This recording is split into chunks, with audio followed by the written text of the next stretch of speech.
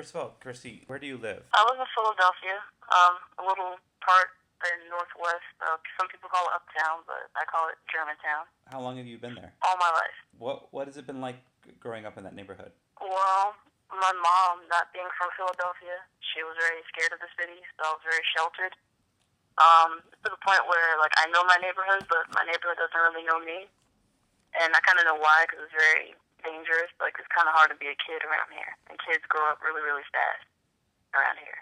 My mom didn't want that, so I was very sheltered. How did you discover theater and playwriting? Well, I've always been around theater, I guess. Like I always like wrote like little skits. Like if I had to present content in one of my classes, like English or history, I'd always opt in, write out a play, and turn historical characters into actual figures, and write plays like that.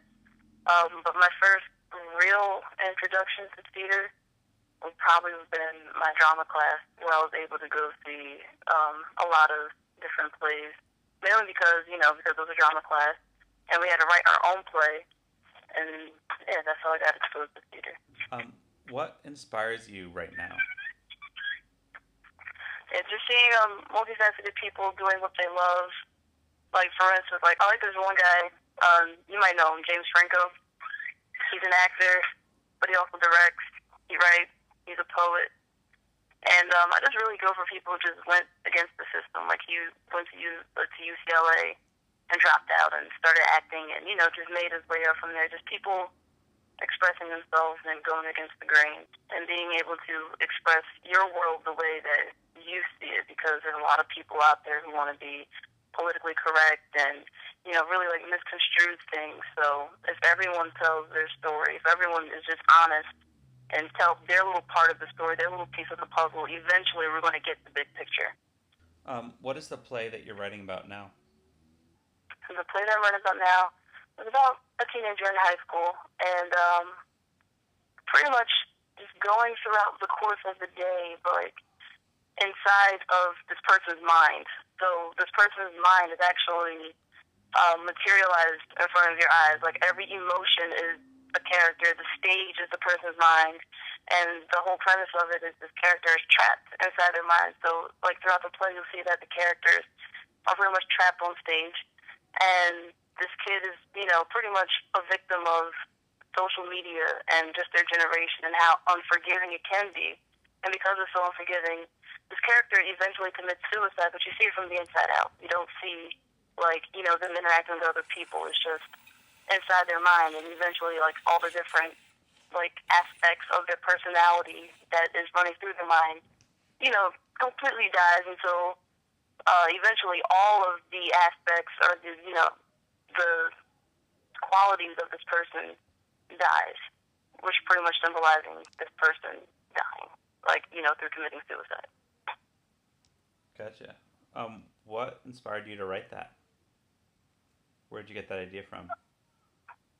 Just being on social media, and I don't know how people are going to feel about when I say this, but like I look at people like Rihanna. She's a huge pop star. People love her music and all this other stuff, and she has a reputation for being a bully. And she picks fun at other artists, and people think that is cute. Like, yeah, Rihanna this, Rihanna that, and they soak it up, and then they start emulating her, and they think that it's something great, like being a bully and talking about people is fun when it's not. And I've seen like a lot of people, commit suicide and die because of that. And so I just wanted to show how it happens from the inside out, because everyone wants to apologize and make all these big fan pages on Twitter or Facebook and start saying all these things. But it's like, where were you guys when everyone was bullying this person? And I see it happen every single day. Like just being a kid of the computer generation. Like it's really hectic. What are your plans for the future? Like, where do you hope to end up? What do you see yourself doing after school?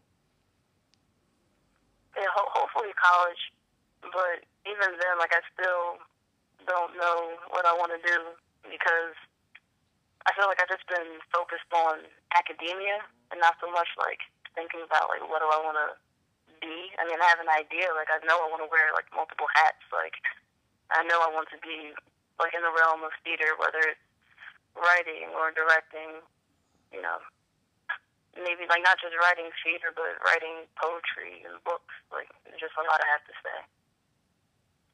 Cool. What has it been like working with Lucy? Oh man, it's been like boot camp. Like she's like a drill sergeant. Like she calls you up to the front and she takes no bull crap. I mean, it's all loving. It's all coming from a good place. And it's more so for me than it is for her, because she sees that I have good talent. She just wants me to use it and utilize this opportunity that I have with her.